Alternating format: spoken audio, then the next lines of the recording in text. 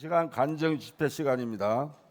찬송가 430장 주와 같이 길 가는 곳 힘차게 손뼉치고 즐거운 마음으로 찬송 드리겠습니다.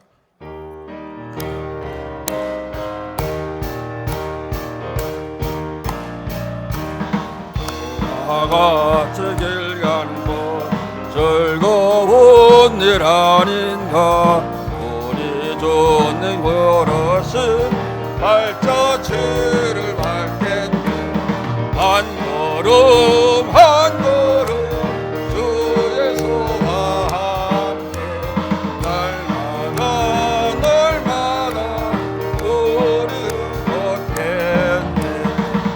어린 아이 같은 우리 미련하고 약하나 주의 손에 이끌려 생명길로 가겠네.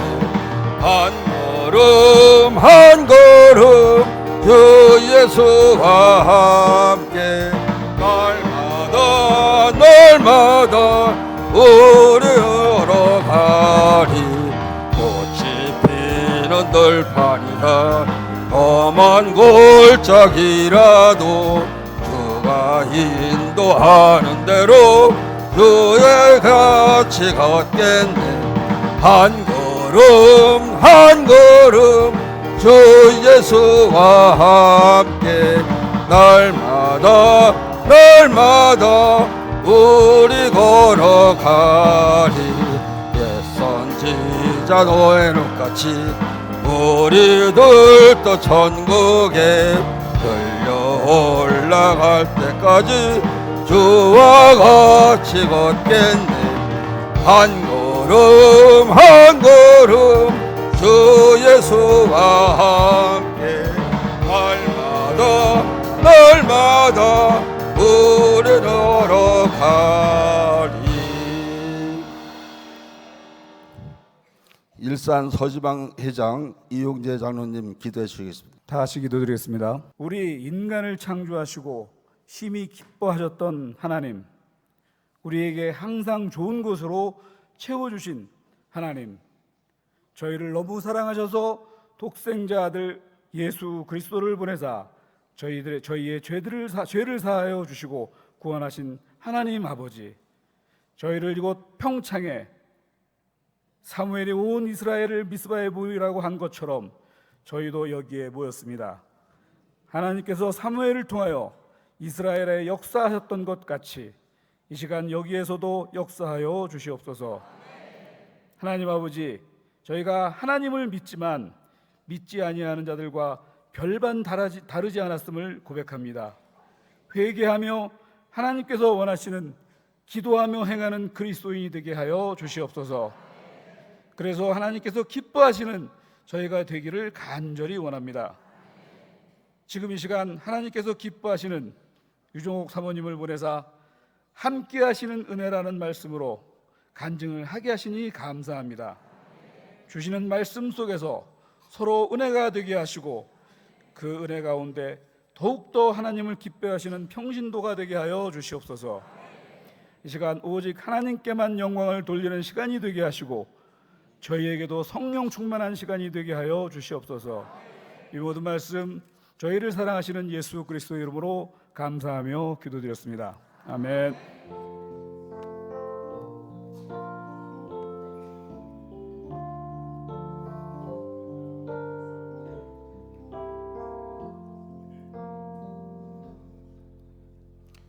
연수 동지방 회장 이도훈 장로님 성경 봉독해 주시겠습니다. 이 시간 우리에게 주신 하나님의 말씀은 마태복음 28장 19절에서 20절 말씀 되겠습니다. 제가 봉독해 올리겠습니다. 그러므로 너희는 가서 모든 민족을 제자로 삼아 아버지와 아들과 성령의 이름으로 세례를 베풀고 내가 너희에게 분부한 모든 것을 가르쳐 지키게 하라. 볼지어다 내가 세상 끝날까지 너희와 항상 함께 있으리라 하시니라. 아멘. 이 시간은 간증 시간입니다. 소중한 사람들의 대표에 유종옥 사모님 간증하실 때 은혜 충만히 받기를 원합니다. 나오실 때 박수로 환영하겠습니다. 우리 하나님을 믿는 사람들은 어떤 힘으로 살아갈까 한번 생각해 보았습니다. 그런데 다윗도 이렇게 말했죠. 여호와는 나의 목자시니 내게 부족함이 없으리로다. 이렇게 말했는데 다윗이 정말 부족함이 없는 사람이 아니에요. 다윗은 너무 많은 부족함 속에 사는 사람이에요. 다윗은 청년 시절에는 사울 왕에게 계속 쫓기면서 죽음의 위협 속에 살았어요. 그러다가 이제 왕이 되고 난 다음에 이제 됐다, 그런 게 아니에요. 왕이 되고 나니까 그에게는 더 큰 아픔이 있었는데 자기 아들이 반역을 하고 그 반역의 끝에 그 압살롬이 죽잖아요. 그러니까 다윗이 막 통곡을 하면서 압살롬아 압살롬아 그렇게 우는 장면이 나옵니다. 그런데도 불구하고 그가 여호와는 나의 목자시니 내게 부족함이 없으리로다. 사망의 음침한 골짜기를 다닐지라도 내가 해를 두려워하지 않을 것은 하나님이 나와 함께 하십니다. 또 그 기드온도 그 포도주 틀에서 그 타작을 하는 그런 아주 비겁한 모습이었잖아요. 그렇지만 하나님이 찾아가서 큰 용사여 일어나라. 그러니까 기드온이 내가 무슨 큰 용사입니까? 나는 므낫세의 작은 자입니다. 이렇게 얘기할 때 하나님께서 말씀하십니다. 내가 반드시 너와 함께 하리라. 모세도 주저하고 있을 때 하나님께서 모세의 그 모든 어려움을 이기면서 일할 수 있게 하신 가장 큰 힘은 뭐냐면 내가 너와 함께 있으리라. 그렇게 우리들의 그 신앙의 선배들에게만 함께 있는다고 말씀하신 게 아니고 우리 모두에게도 하나님이 함께 하고 있음을 믿으시기 바랍니다. 우리는 그러면 그 함께 하시는 하나님의 은혜를 어디에 써야 되나? 이게 굉장히 중요하잖아요. 도대체 어디에 써야 되나? 그런데 하나님께서는 우리에게 그 함께 하시는 은혜를 주시면서 우리에게 부탁하신 게 있어요. 네, 많은 사람들이 지상 명령 이렇게 얘기하지만 저는 부탁이라고 얘기하고 싶어요. 예, 부탁. 내가 사랑하고 내가 은혜하는 그 하나님께서 우리들에게 부탁하신 말씀은 내가 세상 끝날까지 너와 함께 있을 것이니 너는 내 제자들을 삼으라고 말씀하셨어요. 제가 결혼을 하게 됐는데요. 저는 이제 어렸을 때부터 믿음의 가정에서 그리고 또 저희 어머니가 저를 하나님 앞에 서원을 했어요. 그래가지고 너는 이제 어렸을 때부터 자꾸 그런 말씀을 하셨어요. 결혼을 하지 않고 평생 하나님이 일하는 사람으로 살든지 결혼을 하면 목사님한테 결혼을 하든지 그렇게 하라고 그렇게 저에게 말씀하셨는데 제가 굉장히 그게 부담이 됐었어요. 어쨌든 저희 어머니가 저를 서원했기 때문에 초등학교 때서부터 저를 새벽 기도를 데리고 다녔어요. 그때는 그 목사님이 이렇게 이제 지금은 뭐 그 온풍기들이 있잖아요. 그런데 그때는 목사님들이 이렇게 아침에 가보면 새벽에 가보면 난로를 나무하고 조개탕 같은 거를 떼요. 그리고 그게 다 사윌 때까지 다시 넣지 않더라고요. 왜냐하면 그게 다 사윌 때쯤 되면 기도를 다 끝내고 가니까요. 제가 초등학교 5학년 때 저희 어머니가 저를 새벽 기도를 데리고 다녔어요. 처음 새벽 기도를 데리고 다녔는데 가면서 그때 왜 이렇게 춥고 눈도 많이 오고 그죠? 장화 신고 가는데도 장화 속으로 눈이 들어와요. 그러면은 교회에 가가지고 제가 이제 어머니한테 물었어요. 엄마, 집에는 나보다 저희 큰언니가 저보다 18살이 위에요. 그럼 옛날에는 어머니 나이거든요.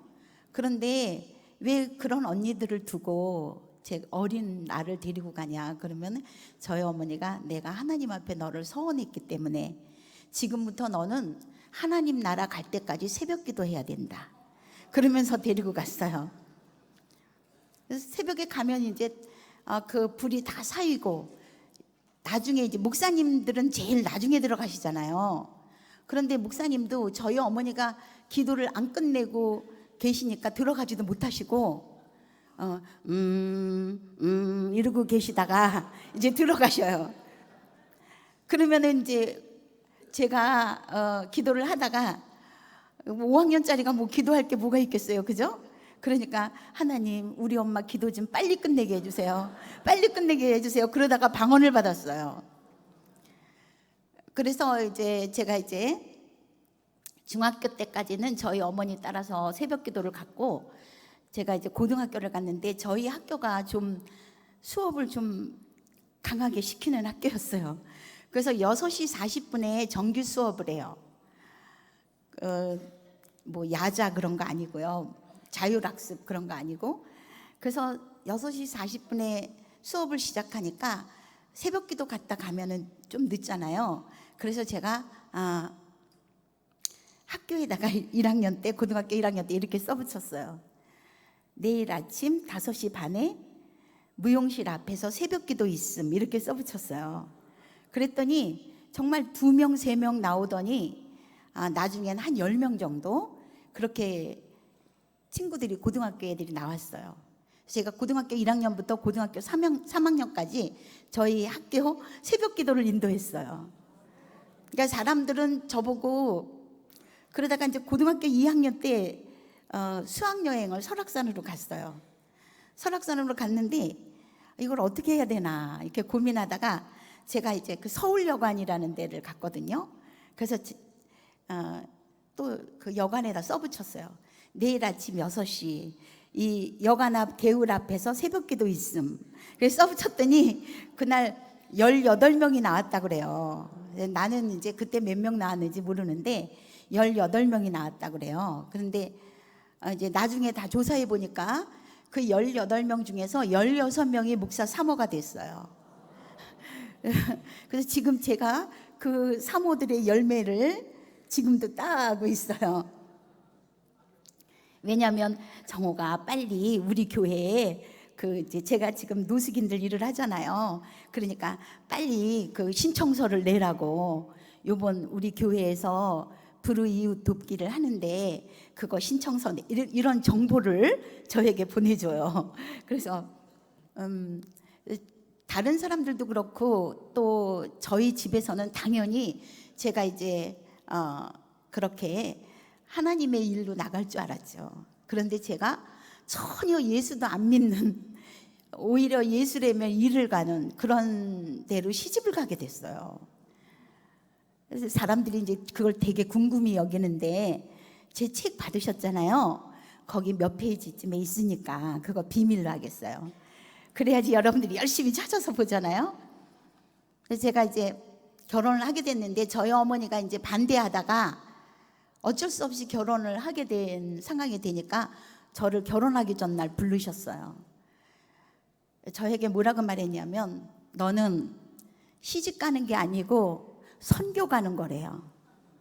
선교사 파송을 했어요. 그래가지고 결혼식이 아니고 선교사 파송식이에요.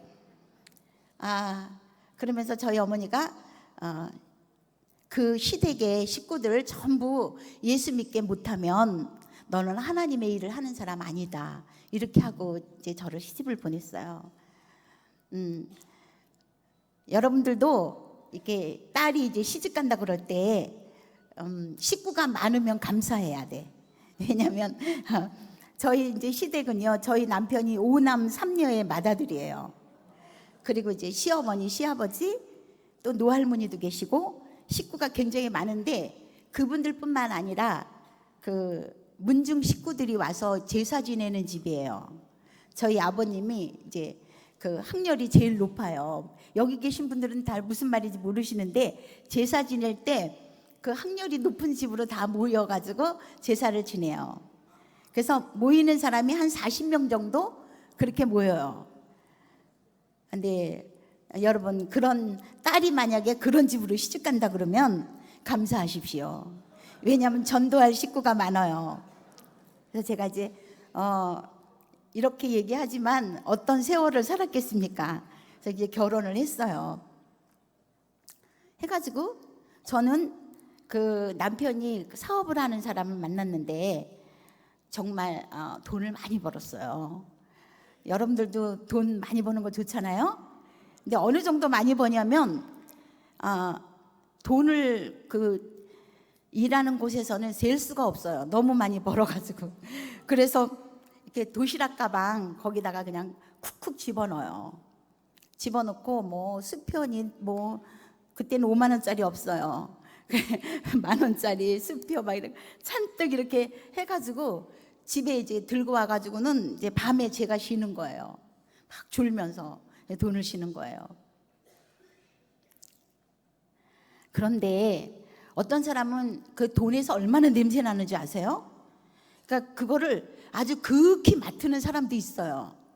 우리 동네 보면은 돈을 쉬면서 막 냄새를 그거를 극히 그렇게 냄새 맡는 사람도 있는데 저는 그렇게 하다가 어느 날 하나님 앞에 이렇게 기도를 했어요. 하나님, 우리 집에서 돈을 다 거두십시오. 왜 그러냐면 제 인생이 돈 버는, 그러니까 새벽부터 밤까지 돈을 벌잖아요. 그리고 밤에 졸면서 돈을 쉬잖아요. 부자는 왜 부자가 되냐면 돈 쓸 시간이 없어요. 가난한 사람은 돈 벌 시간이 없어요. 저는 이제 밤에 그 돈을 세다가 너무 내 인생이 불쌍한 거예요. 그래서 하나님, 우리 집에서 돈을 다 거두십시오. 나는 이 내 젊은 인생이 돈을 버는데 이렇게 시간을 다 쓰는 게 너무 아깝습니다. 그랬어요. 그랬더니 하나님이 그 기도 너 왜 안 하고 있냐 기다렸나 봐요. 6개월 안에 싹 거두셨어요. 싹 거둬가지고 저희가 이제 그 서울에 그 용두동이라는 데가 있는데 그 동아제약 그 뒤쪽이에요. 거기 우리가 100몇십 평짜리 집을 살고 있었어요. 근데 하나님이 싹 걷어가지고 제가 이제 저는 그 돈 없는 그 고통이 그렇게 큰지 몰랐어요. 겁도 없이 그런 기도를 하고 싹 하나님께서 거두신 다음에 우리가 이제 공장을 하고 있으니까 최하 100평 이상은 돼야 돼요, 집이. 그래서 그 집을 팔고 우리가 이제 부천으로 이사를 했어요. 부천으로 이사를 했는데 부천 심곡동으로 이사를 했어요. 어떤 데로 이사를 했냐면 위에 24채의 연립주택이 살아요. 근데 이 연립주택 사람들이 그 지하를 방공호처럼 팠어요. 지하 거기를 방공호처럼 팠는데 거기 이제 24채의 연립주택 사람들이 뭐 무슨 이런 비용들 있잖아요. 관리비. 그게 필요하기 때문에 이제 얼마에 얼마 이렇게 월세로다가 우리한테 이제 그거를 준 거예요. 방공호로 팠기 때문에 이틀이면은 식물이 죽어요. 너무너무 공기가 안 좋아가지고. 근데 글로 이사를 했어요. 그래서 지하에 이사를 해가지고 한쪽에다가 이렇게 방을 만들고 한쪽에는 그냥 우리 공장 하던 게 그 글로 왔어요. 근데 거기 살 때 내가요 얼마나 창피한지 모르겠어요. 왜 그러냐면 그 연립주택에 사는 사람들이 내가 이제 새벽에 평일날은 새벽에 나갔다가 밤늦게 들어오니까 누군지 모르잖아요. 근데 주일날은 이 사람들이 내가 이렇게 나가면 어머 저 사람이 살고 있나 봐. 어머 멀쩡하게 생겼네 막 이러는 거예요. 저를 막 이상하게 보고 거기 사는 사람은 정말 이상한 사람이 살고 있나 보다. 그런 오죽하면 거기 살겠나 이렇게 생각하고 또 뭐냐면은 빨래를 우리가 지하에다가 넣을 수가 없잖아요. 근데 이 사람들이 24채의 연립주택 사람들이 다 저의 시어머니예요.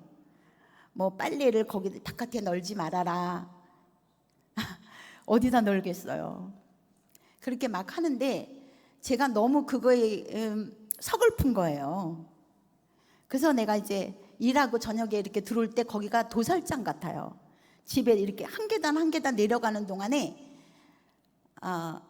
거기가 그렇게 여기는 죽음의 집이야 막 이럴 정도로 그러면서 내려갔는데, 그렇게 내려가면서 성령께서 저에게 내가 그렇게 힘들어할 때 이렇게 저에게 말씀이 들려오는 거예요.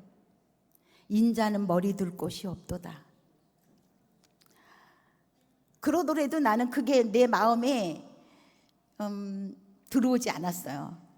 그래서 거기 이렇게 내려가댔는데 어떻게 하나님이 이런 곳에서 나를 살게 하나. 내 인생에서 최악이었어요. 사업에서도 다 망하고 그렇게 되니까 저도 이제 몸도 아프고 그래가지고 이 사망의 음침한 골짜기가 언제 끝날지 모르겠어요. 그래서 제가 이제 맨날 이렇게 비교하는 집이 바로 옆에 있었어요. 그 집은 24채의 연립주택 넓이의 3분의 2 정도가 됐어요. 우리는 4층인데 이쪽은 3층이에요. 혼자 쓰는 거예요. 그 집이 정말 옆에 고대강실 같은 집이 있었어요. 그래서 내가 하나님, 어떤 사람은 여기서 살고 나는 또 이쪽 집도 아니고 지하에서 살고 그러면서 이제 갔고, 왜 그러냐면은 저희 아들이 거기서 이제 천식이 걸렸어요. 그래서 소아천식이 걸려가지고 거의 죽어가는 상황이었어요. 그리고 저도 그때 천식이 걸렸어요. 그래서 제가 계속 물을 안 먹으면 기침을 많이 해요. 지금도 이렇게 집회에 가면 그게 제일 저는 고질적인 거예요. 그런데 우리 아들을 내가 이제 저녁에 업고 이렇게, 아들이 4살인가 그랬어요. 아들을 업고 내가 막 이렇게 업어주고 있는데 바깥에 나갔죠. 바깥에 나가서 그 집 2개가 이렇게 보이고 있었어요. 그런데 그 아들이 뭐라 그러냐면, 엄마, 우리 집이 이 동네에서 제일 크고 제일 멋있지? 이러는 거예요. 그래서 내가 기가 막혀가지고 어디가 우리 집이 그런가 그래가지고 그래? 그랬더니 걔가 뭐라 그러냐면 4살짜리 아들이, 엄마, 이 동네에서 제일 좋은 집이 이 집이잖아. 그런데 이 집보다 우리 집이 더 크고 더 좋잖아. 이러는 거예요. 그래서 제가 아들을 업고 서서 거기서 회개를 했어요. 엉엉 울었어요. 너무 그 서글픔도 있지만 하나님 앞에 부끄럽기도 하고, 그리고 그동안에 너무 서글펐던 것들 때문에 하나님이 이렇게 하시는 거에는 분명한 이유가 있었을 텐데 내가 왜 이 보이고 있는 것만 바라봤을까. 그리고 이제 거기서 회개를 하고 이제 애를 업고 이렇게 내려오는데요, 또 다시 그 소리가 들리는 거예요. 인자는 머리 둘 곳이 없도다. 내가 거기서 펑펑 울면서, 주님 정말 감사해요. 이런 집 주셔서 너무 감사해요. 주님은 머리 들 곳도 없으셨는데 주님은 끼니마다 제대로 드시지도 못했는데 주님은 내가 저를 구원하기 위해서 말할 수 없는 그 고통의 대가를 치르셨는데 제가 이게 뭐가 어렵다고 그렇다 그러면서 그냥 엉엉 울면서 들어왔어요. 아마도 하나님이 그게 하나님 앞에 드렸던 저의 회개였던 것 같아요. 그러고 나서 우리 남편이 예수를 믿게 됐어요. 예수를 믿게 되고 또 우리 시댁 식구들이 예수를 믿게 되고, 할렐루야. 그래서 하나님께서 우리 집안에 이제 40명이 모여서 예배를 제사를 드리던 집. 그래서 우리 그 아들이요, 제일 우리 큰 아들이 어렸을 때 5살, 6살 그럴 때요, 그 제사 지내러 어른들이 그렇게 막 남자들이 많이 와가지고 그 5살짜리 하나 없으면 어때요? 내가 어서 도망가라 그러잖아요. 우리 아들 보고 어서 도망가라. 아니면 네가 절하게 되니까 어서 도망가라 그러면은 알았어. 그리고 5살짜리가 어디로 도망가겠어요? 이렇게 보이는 대로 도망가요. 그러면 또 이 삼촌 숙부 이런 분들이요 다 가가지고 그 5살짜리를 질질 끌고 와요. 그래가지고 이게 목을 눌러요. 절하라고. 그러면 그 아들이 엉엉 울면서 하나님 나 절하는 거 아니에요. 이 할아버지가 눌러서 그래요. 이러면서 그랬는데 이제 하나님께서 그 가정에 구원의 은혜를 베푸셨습니다. 그래서 가정에 대한 구원이라는 것은 하나님께서 우리가 마음에 품고 기도하면 가장 먼저 이루어주시는 하나님의 선교지입니다. 그래서 오늘 여러분들이 나는 어디로 파송받았나? 첫 번째 파송지가 어디냐면 가정이에요. 그래서 우리 주변에 우리 친척, 우리 형제 중에서 아직 예수를 영접하지 않은 사람이 누군가? 여러분들이 얼른 그거를 체크하셔야 됩니다. 그래서 기도할 뿐만 아니라 모든 그 열정을 거기에 쏟아서 하시면은 반드시 구원될 줄 믿습니다. 그래서 저희 이제 남편이 예수를 믿고 평생 동안 장로를 하겠다고 그러더라고요. 자기는 목사 되는 거 제일 싫대요. 그러면서 자기는 장로가 되겠다고. 그래서 이제 처음에는 전도해가지고 그 사람 전도한 사람 가까이의 교회에 목사님한테 이렇게 인도를 해드렸어요. 열심히 우리 남편도 전도하고 저도 전도하고 그래가지고 이제 열심히 전도된 사람 이렇게 전도를 해드렸어요. 그런데 어느 날 우리 남편이 위 있는 아랫눈이 딱 붙어온 거예요. 원래도 붙어 있거든요. 그런데 그날은 딱 붙어왔어요. 그래서 왜 그러냐니까 하나님이 그 목사님으로 불렀다는 거예요. 그래서 내가 너무 좋아하면서 어서 그러면 목회를 준비하라고 신학을 가라고 그랬어요. 근데 저희 남편이 동국대를 나왔어요. 그래서 불교 그러니까 절의 총무스님은 다 알아요. 그런데 저보고 그러는 거예요. 공부 안 해도 된대요. 그래서 왜 그러냐니까 옛날에 자기 친구들이 목사 된 사람들이 되게 다 공부 안 하던 여기 목사님 안 계셔서 마음 놓고 얘기하는 거예요. 근데 그렇게 공부도 안 하고 공부도 잘 못하던 애들이 다 목사 됐다고 이러면서 목사는 나는 공부 잘했기 때문에 얼마든지 안 되는 거예요. 그래가지고 이제 안 된다고 내가 이제 뭐 이렇게 입학 가이드도 사다 드리고 막 그랬는데 이제 충신 신대원 시험을 봤어요. 갔다 오셨기 때문에 내가 이제 오늘 어땠어요? 그랬더니 뭐 호세아서의 중심 사상을 써라 이렇게 나왔대요. 그래서 내가 뭐라고 썼냐 그랬더니 호세아서란 성경에 없다 이렇게 썼대요.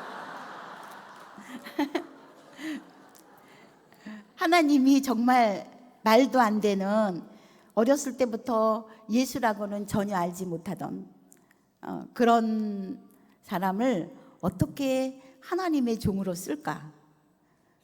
그런데 하나님은 쓰셔요.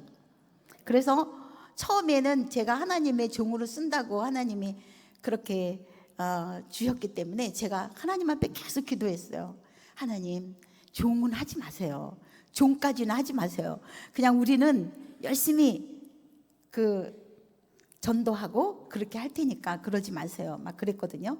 그랬더니 하나님께서 저에게 어떤 말씀을 주시냐면은, 그러니까 우리 남편이 주의 종이 되는 것은 내가 기도해서도 아니고 저희 어머니가 기도해서도 아니고 하나님께서 만세전에 태초부터 정하신 뜻이라는 거예요. 그리고 이제 그러다가 대학원을 떨어졌잖아요. 그래가지고 제가 이제 그 다음 해를 준비하도록 준비를 시켰어요. 그러니까 성경을 하루에 내가 50문제씩 제가 글로 썼어요. 출제를 냈어요. 왜 그러냐면 입학 가이드 물론 있어요. 근데 그거 떨렁 주면은 안 할 것 같아요. 그래서 제가 이제 50문제를 매일 이렇게 밤에 들어가서 써서 그 아침에 주고 나오는 거예요. 여보, 오늘 하루 종일 이거 공부해서 저녁에 내가 채점할 거야. 그렇게.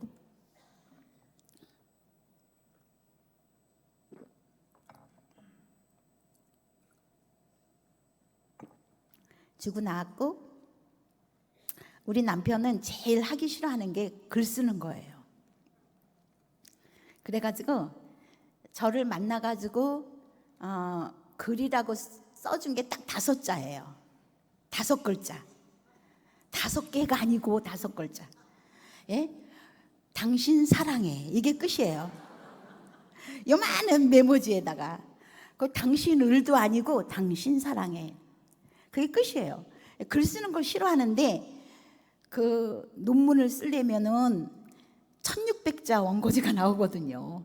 딱 가슴이 답답해지잖아요. 그래서 제가 이제 400자 원고지를 이렇게 다 이렇게 붙여가지고요.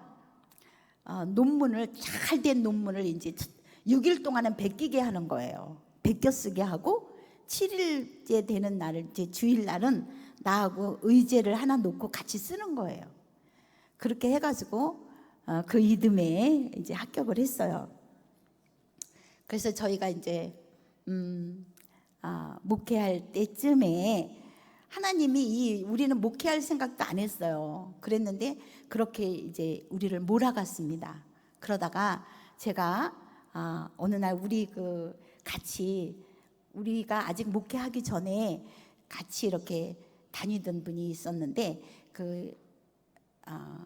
소경 그러니까 맹인들 있는 곳 그런 곳에 같이 가던 권사님이 계시는데요. 어느 날 나한테 그러는 거예요. 사모님, 우리 남편이 그 예수 믿는 거 반대는 안 해드렸는데 요즘은 반대하고 핍박하고 그런대요. 그래서 내가 그러면 전도하면 되잖아 그랬더니 에휴 사모님, 우리 남편은 그 대인기피증이 있어서 그 사람을 만나지 않는데요. 바깥에 안 나온대요. 그래서 내가 안 나오면 쳐들어간다. 우리 한번 합니다. 안 나오면 쳐들어간다. 할렐루야. 이게 우리가 선교 구호예요. 하나님께서 우리들에게 말씀하실 때 이렇게 오라 기다리라 그러지 않았어요. 기다리는 분은 하나님이세요. 잃은 영혼들에 대해서 기다리시는 분은 하나님이고 우리 보고는 어떤 동사를 제일 먼저 주셨냐면 가라. 할렐루야. 그래서 가야 돼요. 그래서 내가 그럼 전도하러 내가 가겠다 그랬어요. 그랬더니 자기 집에는 절대 못 들어온대요. 왜 그러냐면 자기 남편이 바깥으로도 잘 안 나오지만 자기 집에 자기 가족 이외에는 들어오게 한 사람이 한 명도 없대요. 절대로 못 들어온다는 거예요. 그래서 내가 아니 예수 믿는 사람이 절대로 안 된다는 말이 그게 말이 되냐 잘 생각을 해봐라 그랬더니 딱 한 가지 있대요. 그래서 뭐냐 그랬더니 자기 시집간 딸이 아기를 낳는데 자기 집에 와 있다고 아기 상관을 해줄 식모를 구한대요. 내가 그거 봐라 있지 않냐. 내가 식모로 들어가겠다 그랬어요. 왜냐하면 우리가 나를 전도하기 위해서 예수님이 어떤 대가를 치르셨죠? 십자가에 달려 죽으셨잖아요. 그러니까 우리가 다른 사람을 전도할 때 어떤 각오를 해야 되냐면 십자가에 달려 죽을 각오를 하면은 돼요. 반드시 돼요. 근데 십자가에 달려 죽는 게 쉬워요? 식모살이가 쉬워요? 저도 알아요. 그래서 제가 그 집에 이제 식모살이로 들어갔어요. 이제 보따리 하나 싸가지고 들어갔는데 너무 감사한 게 저는 꾸미지 않아도 식모인 줄 알아. 이 할아버지가 딱 앉아가지고 일 잘하게 생겼네 이래요. 그래서 이제 들어가서 제가 일을 시작했어요. 근데 저는 이제 교회 일을 막 일주일 동안 밤을 새고 해도 코피가 안 나요. 근데 집안일을 그날 하루 종일 하고 나니까 밤 11시에 코피가 나더라고요. 그래서 이제 그날 밤에 이렇게 자는데 새벽 3시 한 30분 정도 됐을 때 또 이제 벌레가 나를 딱 무는 거예요. 제가 깜짝 놀라서 깼잖아요. 그럼 성령이 그 영혼을 위해서 기도하래요. 그래서 제가 이 다른 사람을 구원하고자 하는 마음, 전도의 마음은 내 소원이 아니구나. 우리가 무슨 그런 소원이 있어요? 내 남편이 지옥 가도 괜찮아, 내 아들이 지옥 가도 괜찮아, 내 부모가 지옥 가도 나에게 아무 관심 없는 사람이 있어요. 심지어 교회 다니고 있으면서도 나하고 아무 관계 없다니까요. 그런데 나하고 정말 아무 상관없는 그 할아버지가 지옥 가든 천국을 가든 나하고 무슨 상관이에요? 내가 왜 거기에 식모살이까지 가겠어요? 그거는 내 소원이 아니기 때문이에요. 하나님의 소원. 할렐루야. 그래서 그것은 선한 하나님의 소원이어서 하나님이 우리 가슴속에 하나님의 소원을 심어줘요. 우리가 그거를 막 그 전도하는 마음이라든가 또 다른 선한 마음을 하나님이 심어줬을 때 내가 그거를 이제 이렇게 빼버리지만 않으면 품고만 있어도 이루어질 줄 믿습니다. 왜냐하면 그거는 하나님의 소원이기 때문에 하나님께서 때가 이르면 이루리라. 그래서 제가 이제 또 일어나서 기도하고 그 권사님하고 같이 이제 또 새벽기도 갔다 와요. 우리가 전도하려고 하는 사람에 대해서 굉장히 집중해야 돼요. 집중. 네? 그래서 우리가 그 맹수들을 보면 어떻습니까? 맹수가 자기가 이렇게 삼키려고 하는, 성경에도 나오잖아요. 마귀가 우는 사자와 같이 삼킬 자를 찾나니. 그래서 어떤 맹수들한테 그 먹잇감은 뭐냐? 먹잇감은 그 소 있잖아요. 사자가요, 소를 그 잡지를 않아요. 무리로 돼 있으면, 무리가 잔뜩 있으면요, 사자가 그 물소를 안 잡아 먹어요. 그런데 누구냐? 무리에서 떨어진 자, 무리에서 떨어진 자가 목표물이에요. 그 다음에 누가 목표물이냐면 새끼, 그죠? 새끼가 목표물이에요. 그래서 우리가 성령으로 거듭났어도 어린아이로 있으면 안 됩니다. 계속해서 우리는 성장해야 돼요. 예수 그리스도의 그 분량까지 우리는 장성해야 됩니다. 또 이 무리들 같이 모여 있는 곳에서 떨어지면 안 돼요. 혼자 있으면 먹잇감이 돼요. 그렇게 집중해야 되는데 이 할아버지는 어떤 것에 좋아하냐면요, 신문을 좋아해요. 그래서 제가 이제 새벽기도 갔다 와서 신문을 놓고 막 이제 외워요, 미리. 그랬다가 이제 할아버지가 깨서 일어나면 제가 이제 신문을 갖다 놓고, 할아버지 오늘 신문에 이러이러한 기사가 났는데 영국에서 1900 몇 년에 이런 일이, 같은 기사가 있었고, 뭐 프랑스에서는 이런 일이 있었고, 쭉 그러면 그리고 듣고 있어요. 그러나 성경 이사야서에서는 이렇게 말하고 있습니다. 그리고 내가 이제 성경을 얘기하면 조금 듣다가 그만해 이래요. 근데 괜찮습니다. 왜냐하면 하나님의 말씀은 강력한 생명, 절대 죽지 않아요. 그래서 뿌려지기만 하면 그것은 어느 때에 발아하고 어느 때에 열매를 맺어요. 근데 이제 할아버지 그 일주일쯤 됐는데 문제가 생겼어요. 이 할아버지가 자기 친구들한테 다 전화하는 거예요. 여보게, 우리 집에 정말 식모하기 너무 아까운 여자가 하나 들어왔네. 그리고 전화하는 거예요. 그래서 그 친구 회사에 취직시켜주라고. 내가 보증을 쓸 테니까 월급도 많이 주고 좀 잘해주라고. 그러면 또 이 그 할아버지가 좀 인덕이 있나 봐요. 그래가지고 뭐 다 오라고 그런대요. 그래서 저보고 내 친구네 회사에 가서 취직하라고, 한 살이라도 어릴 때 가라고 그래요. 그래서 내가 나는 할아버지랑 있는 게 너무 행복하고 좋아요. 그랬더니 할아버지가 나도 그렇지만 우리 집은 발전성이 없잖아. 그러면서 한 살이라도 어릴 때 취직을 하라고 그러는 거예요. 근데 그 할아버지는 그래도 좀 잠재울 수 있는데 그 딸이 문제예요. 그 자기 어머니하고 아버지하고만 나가잖아요. 그럼 저를 부르는 거예요. 아줌마 이리 와봐요. 그래서 가잖아요. 그럼 나보고 아줌마 정체를 밝히래요. 그러면서 자기 아버지가 좋은 데 취직시켜주는데 왜 안 가고 자기 아버지 곁에 딱 붙어 있냐 이거예요. 붙어가지고 혼을 뺀다고. 분명히 자기 아버지 재산을 노리고 들어온 여자가 분명하대요. 아니 저한테 꽃뱀이라는 걸 말이 되겠어요? 그러면서 막 그러는 거예요. 그래서 제가 이제 위기가 왔잖아요. 그래서 하나님 위기가 왔어요. 제가 이제 그래가지고 기도를 했어요. 그랬더니 하나님이 나는 이제 한 달 정도를 하고 들어갔는데 14일 되는 날 하나님께서 그 할아버지에 대해서 다 알려주신 거예요. 그래서 제가 그 이튿날 이제 10시에 그 할아버지가 사과 주스를 드시는 시간이거든요. 그래서 그거 갖다 드리고 내가 이제 할아버지 저는 식모가 아니고 할아버지를 전도하러 들어온 목사 사모예요 그랬어요. 그랬더니 막 이 할아버지한테 정체를 밝혔더니 막 이렇게 화가 나가지고 그 사과 주스를 집어 던지면서 막 깨뜨리면서 막 화를 내는 거예요. 그 지혜롭고 사랑스러워서 사랑해 줬더니 어디다 대고 나한테 하나님이라는 말을 입에다 담냐고 그래요. 그래서 내가 그렇죠. 할아버지를 전도하고 싶으신 분은 내가 아니고 하나님이십니다. 할아버지를 구원하고 싶으신 분은 하나님이십니다.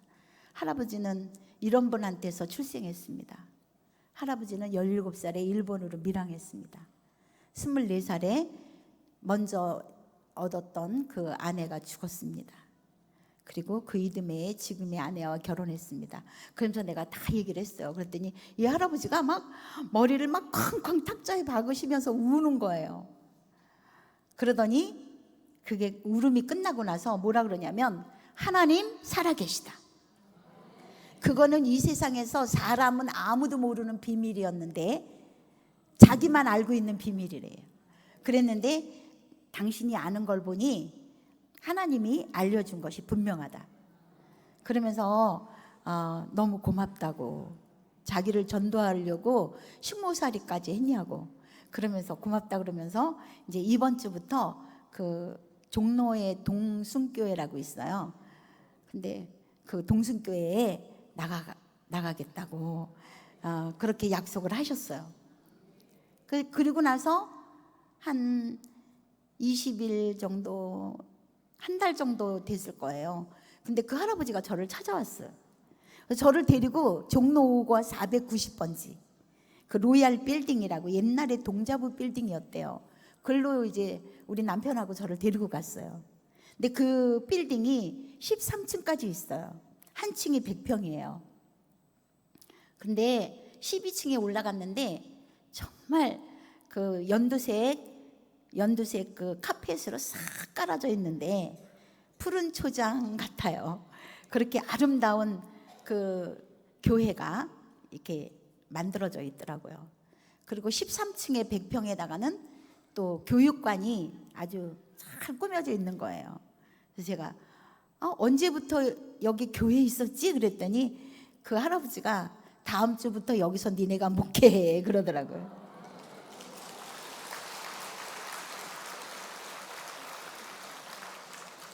그렇게 목회를 시작했고요. 그래서 저는 이제 하나님 앞에 이렇게 기도를 했어요.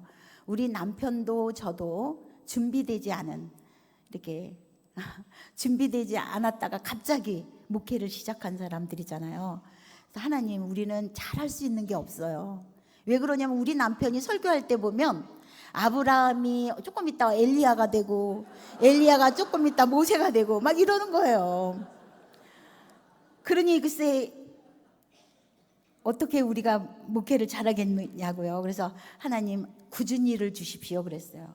하나님, 우리는 굳은 일을 주십시오. 남들이 안 하는 일, 남들이 힘들어서 별로 좋아하지 않는 일, 그거를 주십시오. 이제 천국의 머슴처럼 일하겠습니다 이랬거든요.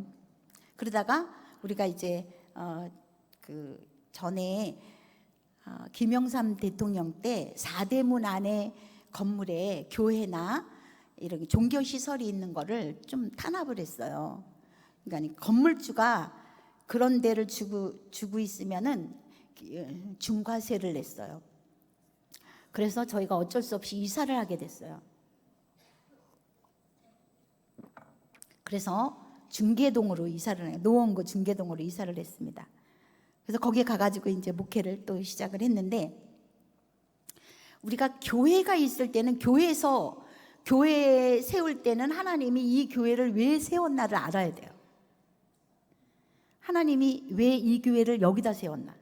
우리가 종로 5가에 있을 때 제가 이제 우리가 5월 23일 날 교회를 개척을 했는데요.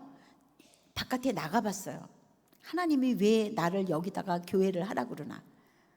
그랬더니 그 노점상 그 부모들이 데리고 나온 5살, 6살 그런 남자애들이요.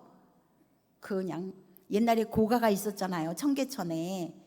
그 밑에 그 길 있잖아요. 차도에 그 높은 데 중앙 분리대에 올라가서요. 막 뛰어내려요.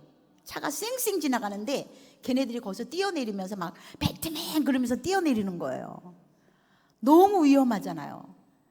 그런데 엄마들은 그냥 리어카에 애를 아침 7시에 데리고 나와가지고 밤에까지 그냥 내버려둬요.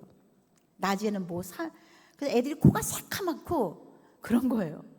그래서 내가 하나님이 이 아이들을 위해서 일하라고 우리를 교회를 세웠나 보다. 그러고서 이제 우리가 5월 23일 날 교회를 첫 개척을 했는데 6월 15일 날 무료 타가소를 열었어요. 청계천 그 노점상들 아이들을 70명을 데려다가 아침 7시부터 밤 10시까지 봐주는 거예요. 이론도 안 받고 그 일을 했어요. 70명을 이제 데려다가 선생님들을 이렇게 모시고 그렇게 했는데, 그럼 그 돈이 어디서 나오느냐? 저희 교회가 이제 또 월세도 내야죠. 그리고 그 아이들 70명 먹이고 가리키고 이러는 게요. 아침 7시부터 밤 10시까지니까 아침, 점심, 저녁 다 줘야 되잖아요. 간식도 줘야 되고. 그래서 한 달에 한 2천만 원이 들었어요. 그때 돈. 1988년에. 그래서 2천만 원씩 드는데 이거 어떻게 충당하겠습니까? 교회는 성도가 10명밖에 안 되는데 어떻게 충당하겠습니까? 근데 여기서 하나님 아버지 그러는데 정말 그거 믿으셔야 돼요. 근데 하나님이 어느 날 뚝 떨어뜨려 주는 게 아니에요. 하나님은 우리와 동력, 할렐루야. 하나님이 동력하는 거예요. 우리는 하나님 앞에 쌀을 달라고 기도하지만 하나님이 하늘에서 쌀을 내리지 않아요. 우리들에게 씨를 뿌리게 하시고 하나님은 우리를 위하여 비를 주세요. 그래서 씨를 심는 것은 우리가 해야 돼요. 하나님이 뚝 그렇게 내리는 게 아니거든요. 그래서 제가 이제 하나님 앞에 지혜를 주세요. 그리고 기도하고 있다가 또 그 주변에, 그 동대문 주변에 사장님들이 불쌍하게 여겨지는 거예요. 그 새벽에 엄마 따라 나온 5살, 6살 아이들도 불쌍하지만 밤에 10시쯤 나와갖고 그 이튿날 10시에 들어가는, 밤새 꼬박 밤을 새우는 그 장사하시는 사장들이 너무 불쌍한 거예요. 왜냐하면 음식도 매일 시켜 먹으면 맛이 없잖아요. 그래서 제가 이제 그분들을 생각하고 70명을 맨날 먹이니까 누룽지가 너무 많이 나오는 거예요. 그래서 뭐를 했냐면 누룽지를 이제 끓이고, 그리고 이제 된장 시원하게 된장국을 끓였어요. 김치도 맛있게 하고. 그리고 나서는 거기가 이제 6층까지가 사우나예요. 지금 사우나가 많이 발달을 했지만 그때는 발달을 안 했을 때이기 때문에 거기다가 이제 엘리베이터에다 써붙여요. 12층으로 올라오세요. 따뜻한 잠자리가 있어요. 이렇게 써붙여요. 그럼 그 사람들이 뭐냐면은 그 사우나에 가서 물 뚝뚝 떨어지는 데서 자거든요. 그래서 제가 그렇게 써붙이고, 교회에는 그 방음된 모자실이 있잖아요. 그죠? 그래서 거기를 그냥 여름엔 시원하게, 겨울은 따뜻하게 그렇게 불을 탁 떼놓고 한 명만 올라와라 그랬어요. 근데 어느 날 한 명이 올라온 거예요. 여기 뭐야? 이러더라는 거예요. 그래서 제가 여기 주무실 수 있어요. 그러니까 그분이 거기서 주무셨어요. 모자실에서. 그리고 이제 깰 때쯤에 내가 이제 그거 누룽지 잘 끓인 거랑 또 된장국이랑 그다음에 이제 맛있는 김치랑 이렇게 갖다 드렸어요. 그걸 잡수시더니 막 너무 감격을 하는 거예요. 이렇게 맛있는 거를 먹다니 얼마냐요? 그래서 내가 무료예요 그랬더니 이런 거를 무료로 받으면 안 되지 막 이런, 예수 안 믿는 사람들이 더 그래요. 그러면서 그 모자실에 이렇게 헌금함이 있잖아요. 자기가 여기다가 밥값을 집어넣고 가야 되겠대요. 그래서 그러고 이제 가셨고, 그 사람이 막 소문을 내가지고 이 세상 일이나 하나님 일이나 제일 좋은 광고가 뭐냐? 입소문이에요. 그래갖고 이 사람이 막 입소문을 내가지고 막 사람들이 거기 올라오는 거예요. 그런데 그 성도들이 낸 헌금은 주일날 형편없죠. 10명이니까. 근데 그 모자실에 잠자고 예수 믿는지 안 믿는지도 모르는 사람들이 거기서 자고 누룽지 밥 먹고, 그리고 거기다가 밥 갚는 돈이 그게 더 많아요. 그리고 또 어떤 돈을 주냐면요, 그분들 중에서 전화를 해요. 내가 무슨 시장 몇 호에 그 일을 하고 있는데 거기 사장인데 오라고. 그래서 가잖아요. 그럼 저한테 한 막 500만 원, 어떤 분은 1000만 원 막 이렇게 줘요. 당신 참 잘한다고.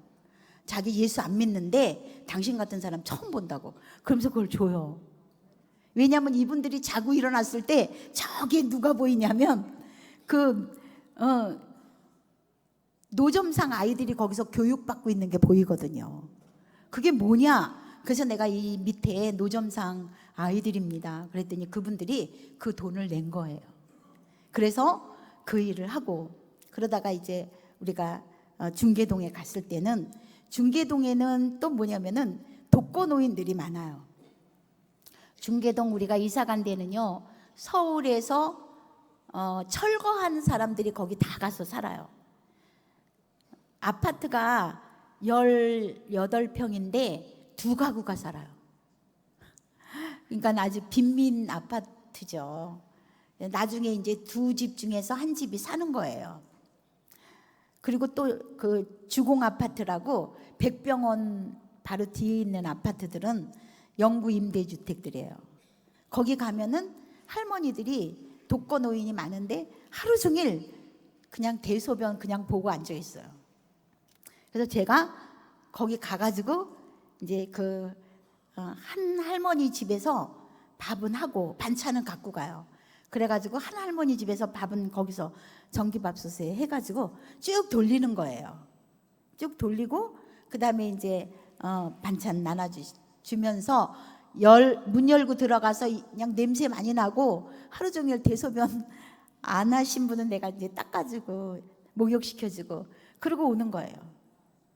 저는 그렇게 나의 인생이 나의 목회 생활이 그렇게 끝까지 하겠다 이렇게 생각했어요. 아주 즐겁게 했어요. 그러니까 제가 시간이 있는 게요, 밤 12시부터 새벽 4시밖에는 시간이 없어요.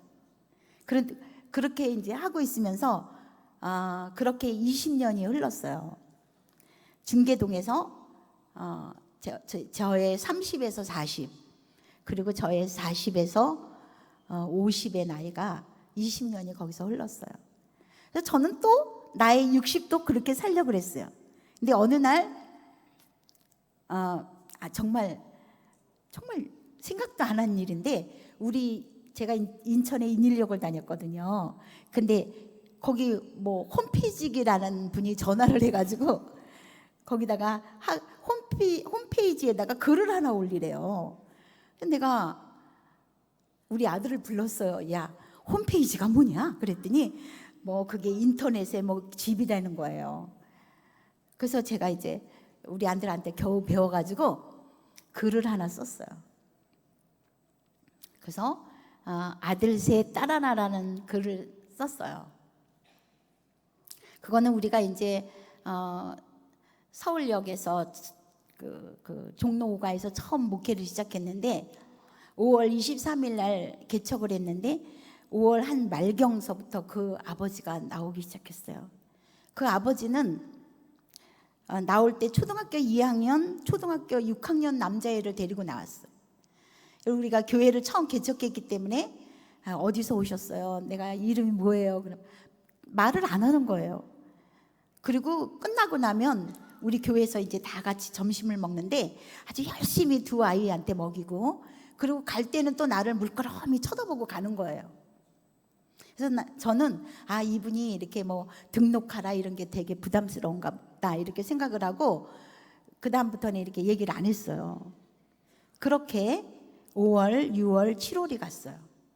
7월 31일 우리나라 제일 더운 날이잖아요. 근데 7월 31일 오후 3시에 그 남자 6학년짜리 남자애가 전화를 했어요. 사모님, 우리 아빠가 숨을 안 쉬어요 이래요. 내가 아니 왜 숨을 안 쉬냐 그랬더니 아빠가 그 동사무소에서 주는 극빈자들한테 주는 쌀을 타가지고 와서 숨이 막혀서 숨을 못 쉬고 있대요. 그래서 제가 얼른 빨리 바깥에 나가서 누구라도 어른을 불러서 도움을 요청해라. 그리고 빨리 병원을 가야 한다. 할 수 있겠냐 그랬더니 할 수 있대요.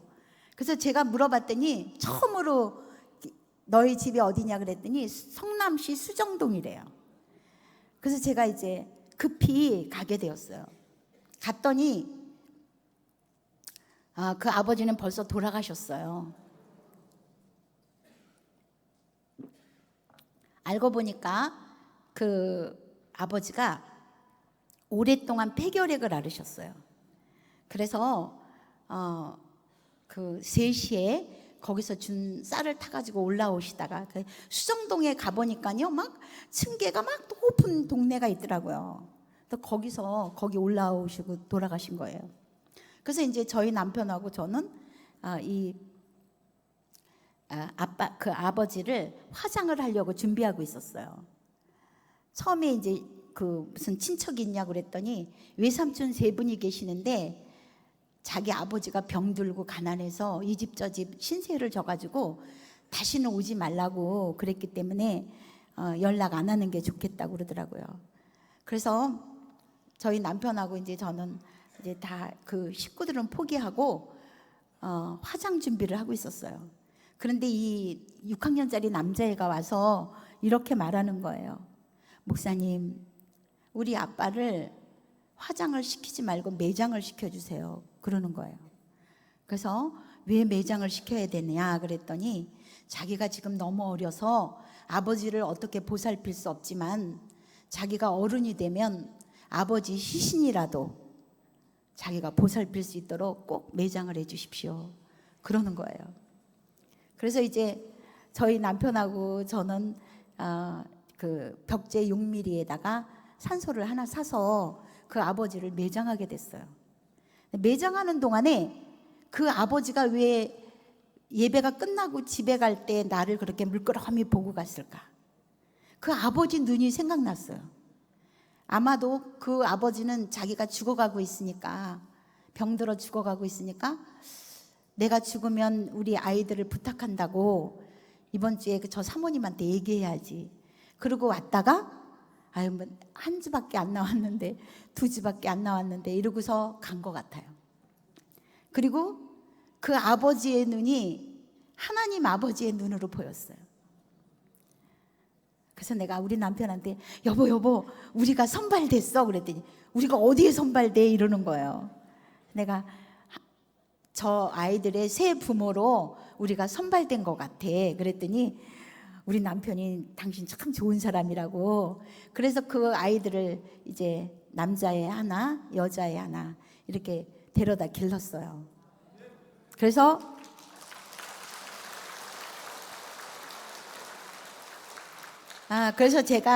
그래서 나는 하나님이 이제 내가 배 아파서 난 아들이 둘이고 하나님 잘 믿으니까 배도 안 아프게 하고 아들 하나 딸 하나 주셔서 나는 아들 셋 딸 하나입니다 이렇게 글을 썼는데 그날 댓글이라는 게 달렸어요. 근데 뭐라고 달렸냐면 내가 이 글을 읽고 예수 믿고 싶어졌다 이렇게 쓴 거예요. 제가 너무 흥분했어요. 어머 어떻게 글 하나에 예수 믿고 싶어지나. 그래서 흥분해가지고 그냥 매일 쓴 거예요. 글을 이제 쓰고 있는데 사람들이 그 글이 좋다고 막 이렇게 인쇄를 해서 나눠보고 있다고 그러시는 거예요. 그러다가 어느 날 그거를 계속되니까 이게 분량이 많아지니까, 그죠? 분량이 많아지니까 뭐라고 썼냐면 이걸 좀 책으로 내실 수 없냐 이렇게 쓴 거예요. 근데 이제 저희는 정말 가난한 교회 목회자잖아요. 그리고 우리 식구가 6명이나 되잖아요. 그러니까 제가 정말 한 달에 10,000원이 잔금으로 남은 일이 없어요. 잔액으로 통장에 남은 일이 없어요. 왜냐면 10,000원 되면 그 CD기에서 나오잖아요. 예, 그거 다 1원도 없었어요. 그래가지고 제가 이제 정말 죄송하다고, 내가 이거를 책으로 낼 여력이 없습니다, 그렇게 썼어요.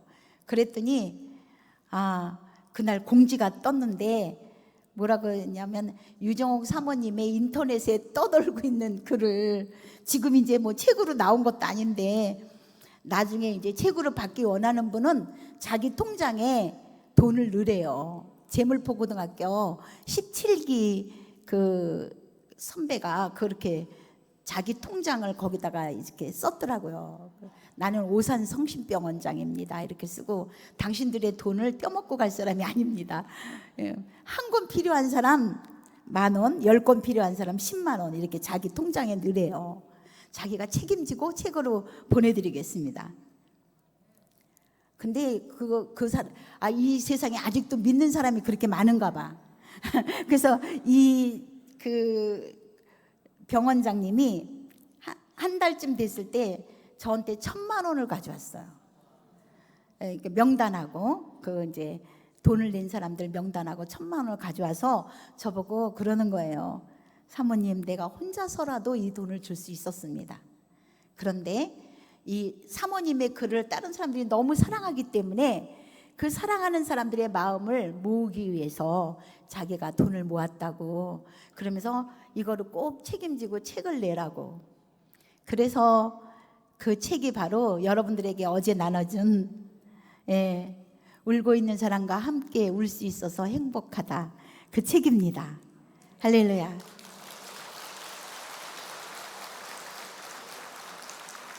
예. 그 책이 여기에 여러분들에게 올 때 지금 그게 85만 권을 찍었어요. 그래서 85만 권을 찍었는데 그 첫 번째 그 씨앗도 되고 그 사람들한테 나눠주고 또 그 책이 나오게 해준 우리 사재신 장로님 여기 같이 계십니다. 늘 내가 그 고마움을 잊지 않아요. 그런데 그래서 책이 나오고, 그 책이 나왔을 때 막 책이 일주일 안에 10,000권이 나갔어요. 3,000권을 처음 찍었는데 3,000권이 다 나가고 일주일 만에 10,000권을 찍게 됐어요. 그러면서 막 돈이 들어오는 거예요. 내가 20년 동안 한 달에 10,000원을 남겨본 일이 없는데 돈이 막 들어오니까 겁나는 거예요. 겁나기도 하고 좋기도 하고 내가 막 싱글벙글하고 다녔어요. 그랬더니 우리 아들이 나를 부르는 거예요.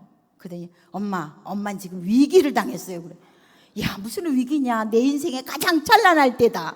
그랬더니 그게 아니래요.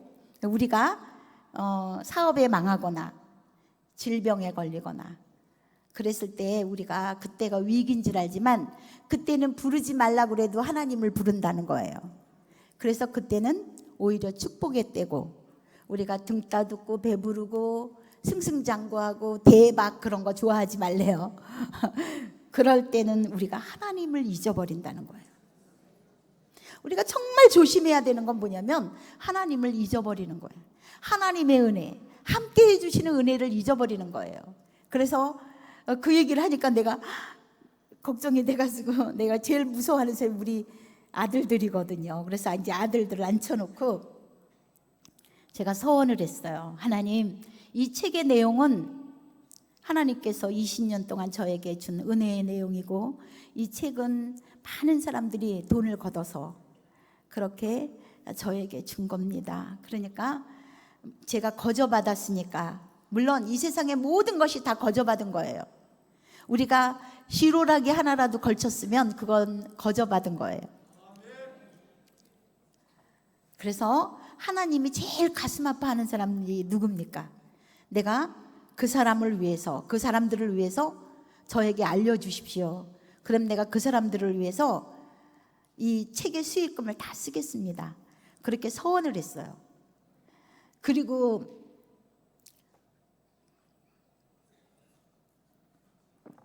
그 서원을 하고 나서 하나님이 저를 이렇게 강사로 보내기 시작했어요. 그리고 만난 사람이 누구냐면, 그때 하나님께서 하나님이 가슴 아파하는 사람, 하나님이 눈물이 머문 사람 누굽니까? 내가 그랬는데 그때까지 내가 노숙자를 그 단어도 몰랐어요. 근데 하나님이 저에게 보여준 사람이 바로 노숙자예요. 그래서 제가 노숙자를 위해서 일할 마음을 가지고 제가 이제 2004년 겨울에 청량리 그 바포 목사님이 한다는 쌍굴다리 밑에를 갔어요. 새벽에. 그래도 그때 이제 많이 겁나잖아요. 혼자 가니까 너무 겁나는 거예요. 그래서 갔는데 새벽 6시 반쯤 됐는데요. 할아버지들이 한 20명 정도 이렇게 나와 계시더라고요. 그런데 저는 이제 그 할아버지들한테 밥을 주려니까 자동차도 없지, 뭐 동력자도 없지, 주방도 없지, 머리가 복잡하잖아요. 그래서 이제 아침 새벽에 가가지고 할아버지 아마 아침에 밥을 주나 보죠? 그랬더니 아니야 11시 40분에 줘 이래요. 근데 왜 이렇게 일찍 나오셨어요? 그랬더니 이제 낮에가 되면 힘이 좋은 노숙자들이 쭉 줄을 쓴대요. 그러면 이 할아버지 힘이 없어서 막 밀려간대요. 그래서 밀려가지 않으려고 앞에 나와 있다는 거예요. 그래서 내가 할아버지 나도 할아버지한테 이렇게 맛있는 진지를 드리고 싶어요.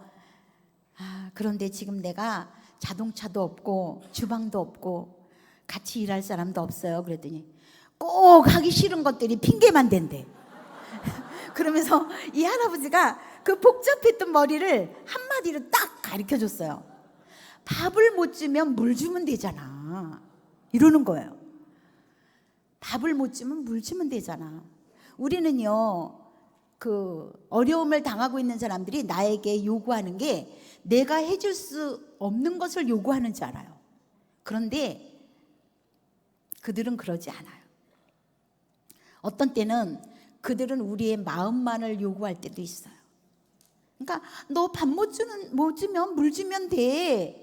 우리 추운 데서 자고 일어나서 따뜻한 물 한 모금 먹으면 더 이상 바랄 게 없어. 이러는 거예요. 물로 생각하니까 너무 쉬워. 그죠? 그래서 내가 집에 막 좋아서 들어가면서 막 그 노란 주전자 사고, 양은 주전자 물 잘 끓잖아요. 그래서 그거 사고, 또 이렇게 물통 하나 사고, 그 가스레인지, 이동식 가스레인지 2개 사고, 그리고 이제 일회용 컵 있잖아요. 그렇게 이제 준비를 했어요. 그래서 이제 우리 중계동에서 9번 버스 타면 성북역에 나오는데 성북역에서 청량리까지 또 전철을 타고, 그래서 내가 처음 노숙자를 만난 게 2004년 겨울에 그렇게 이제 첫날 나가는 거예요. 그래서 나갈 때 그래도 뭐 맹물보다야 좀 입으로 들어가는 게 있어야 되잖아요. 그래가지고 제가 이제 컵라면 20개를 샀어요. 컵라면 20개를 사가지고 이제 그거를 갖고 나가가지고 이제 물을 끓여서 줬어요. 이 할아버지들 얼마나 맛있게 먹는지 몰라요. 뭐 더 좋은 것으로 뭐 줄 수 없을까요? 라면 먹고 있어요. 뭐 또 줄 거 몰라요? 김치, 맞아요. 김치. 또 라면 먹을 때 이렇게 밥도 말아 먹잖아요. 그래서 내가 내일은 밥하고 김치도 갖고 나와야지. 그리고 그 이튿날 정말 요만한 통에다가 밥하고 김치를 갖고 나왔어요. 나갔더니 어제 20명이었는데 50명이 온 거예요. 이거 어떡하면 좋아? 그럼 못하게 되는 게 아니에요. 아침에 출근하던 넥타이 맨 사람이 제가 도와드릴게요. 막 이러면서 막 도와주다가 라면이 모자라네? 막 뛰어가서 라면 사오고, 물 모자라네? 물 가지고 오고. 그러는 거야. 그러면서 저한테 그러는 거예요. 아니, 그러니까 생전 처음 보는 사람이죠. 여기 매일 나오세요? 이래요. 그래서 내가 네, 그랬더니 자기가 내일도 나오겠대요. 뭐 그 이튿날 나갔더니 200명 왔어요. 그래가지고 이제 막 하나님이 막 그 넥타이 부대들을 막 이렇게 잡아당겨가지고 도저히 안 돼요. 그래가지고 이제 2005년 1월 9일 날 드디어 제가 서울역으로 진출했어요. 그래갖고 거기 서울역에가 더 비참하다 그래서 서울역으로 2005년 1월 9일 날 나가게 되었는데, 그때는 서울역에 몇 명이 오냐면 새벽에 노숙인들이 1000명이 왔어요. 그래서 YTN 방송국 지하도 있잖아요. 지하도에다가 그분들이 기다리고 있어요. 그러면은 우리가 6시에 어떤 사람은 컵라면 가지고, 어떤 사람은 물, 어떤 사람은 김치 이렇게 해가지고 이렇게 분담을 해가지고 6시에 딱 YTN 방송국에서 만나서 그걸 밑으로 내리고 그 다음에 이제 그분들을 나눠줬어요. 그렇게 하면서 정말 새카맣게 밀려오는 노숙인들. 그때 제가 이제 하나님 앞에 기도했어요. 하나님, 월수금을 할까요? 화목토를 할까요? 그렇게 기도를 했어요. 근데 하나님이 대답이 없으셔요. 그래가지고 그럼 어떻게 해야 될까요, 하나님? 그리고 내가 이제 기도를 했는데 성령께서 정호가 내가 너에게 말하노니 이렇게 하면 얼마나 좋겠어요? 그런 거 없어요. 그래서 제가 이제 기도를 하다가 월수금 화목토 지워버리고 하나님은 며칠에 한 번씩 그들에게 밥을 주기를 원하나요? 기도했더니 하나님께서 너는 며칠에 한 번씩 밥 먹냐 그러더라고. 그래가지고 제가 그때부터 지금까지 2004년 12월에 청량리서부터 2005년 1월 9일 서울역으로부터 그때부터 지금까지 15년 동안 하루도 쉬지 않고 노숙인들 무료 급식을 하고 있어요. 한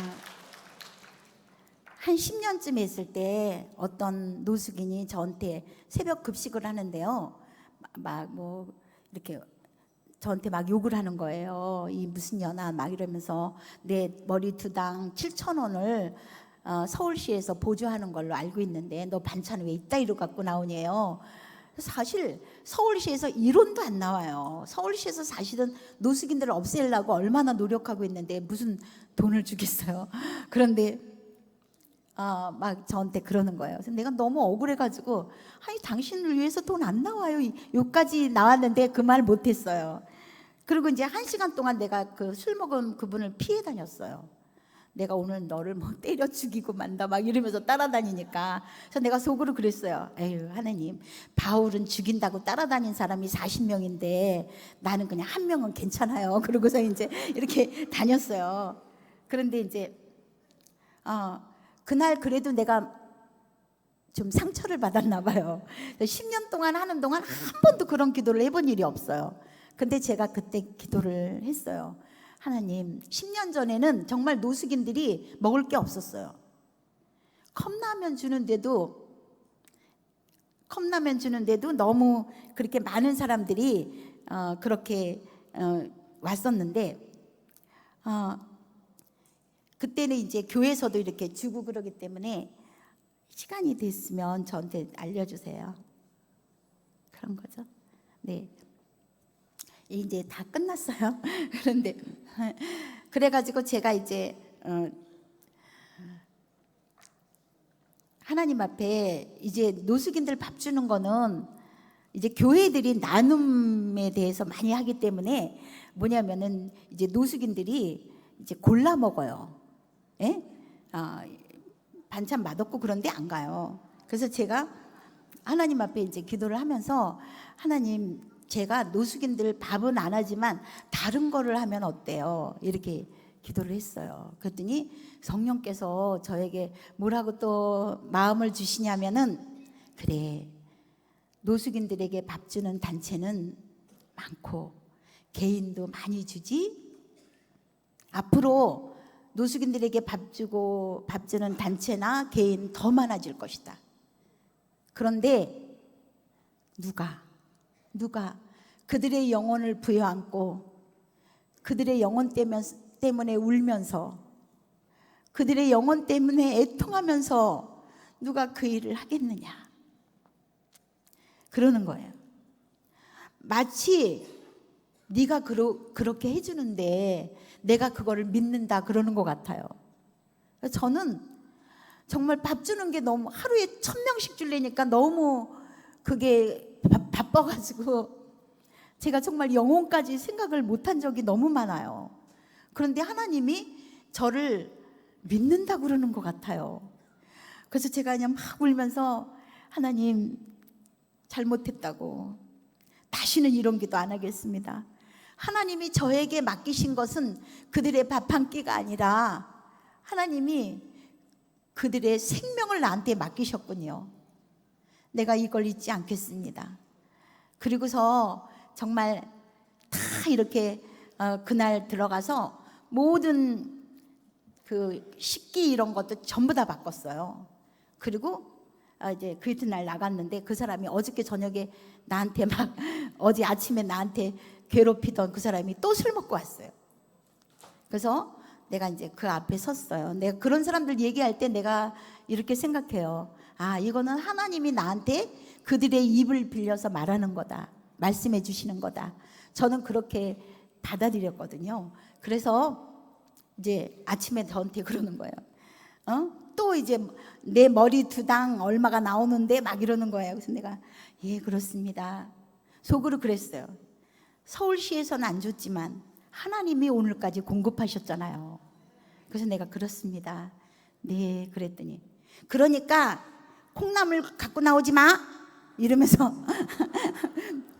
꼭 고기를 갖고 나오래요. 그래서 내가 네, 꼭 고기를 갖고 나오겠습니다. 그랬더니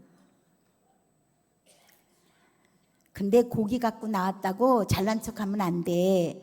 니네 식구들 먹는 것처럼 정성을 다해서 갖고 나와야 돼. 그래서 내가 네, 그러겠습니다. 그랬어요. 그리고 그날부터 또 5년 지난 지금까지 정말 하루는 고기를 주고 하루는 생선을 주고 이렇게 번갈아 가면서 정말 최고의 음식으로 그분들이 우리 소중한 사람들에서 음식을 드시면 하루에 그 영양분이 절대 부족하지 않도록 그렇게 일하고 있는데요. 저에게 잘한 건 없어요. 그런데 어쨌든 하나님이 나에게 그 일을 맡기신 2004년 겨울부터 지금까지 15년 동안 하루도 쉬지 않고 하고 있다는 거, 그것만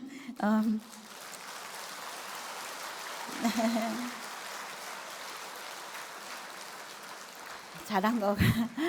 그리고 이제 하나님께서 고아 2명을 제가 데려다 길렀더니 하나님이 이제 너 믿을만하다 하고 지금 미얀마, 하이티, 멕시코, 중국, 북한에 200명의 고아를 우리 소중한 사람들에서 지금 학교를 보내고 있습니다. 그리고 제가 그 중계동에서 말기 암 환자 환우를 2명을 이제 교회에다가 매트리스 2개를 놓고 2명을 늘 돌봤는데 하나님이 그 청평면 대성리 한월산 기도원하고 붙었습니다. 거기 우리 소중한 사람들 힐링센터 병원을 암환우 무료 병원을 지으셨어요. 그래서 지금 거기 암환우들이 있는데 거기도 무료입니다. 전액이 다 무료예요. 사람들은 그거를 어떻게 운영하려고 무료로 하냐 그러는데요. 하나님이 운영하십니다. 왜냐하면 보니까 지금 1년 8월이니까 1년 8개월을 했거든요. 그랬는데 2달에 1명씩 하나님이 병원에서 도저히 못 고친다 이렇게 내보낸 암환우들이 2달에 한 명씩 살아나고 있어요. 그래서 그러면서 이제 그분들이 또 헌금을 또 많이 하고 그래서 어렵고 힘든 사람들은 저절로 혜택을 받으며 그렇게 이제 하나님이 일하시고 계십니다. 예, 오늘 여러분들과 만나서 너무 감사하고요. 우리 각 사람을 이렇게 많은 사람을 하나님께서 모아서 한 자리에 있게 하시는 것은 다른 뜻이 아닙니다. 같이 그리스도 예수 안에서 동력하라고. 할렐루야. 그래서 예.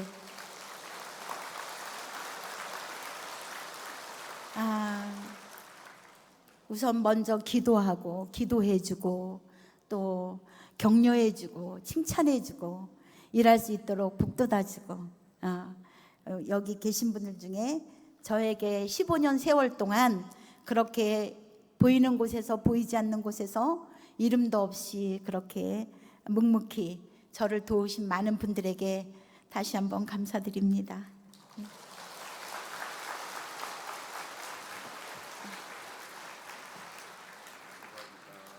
은혜의 주옥 같은 말씀 주신 유정옥 사모님께 뜨거운 박수로 감사드립니다.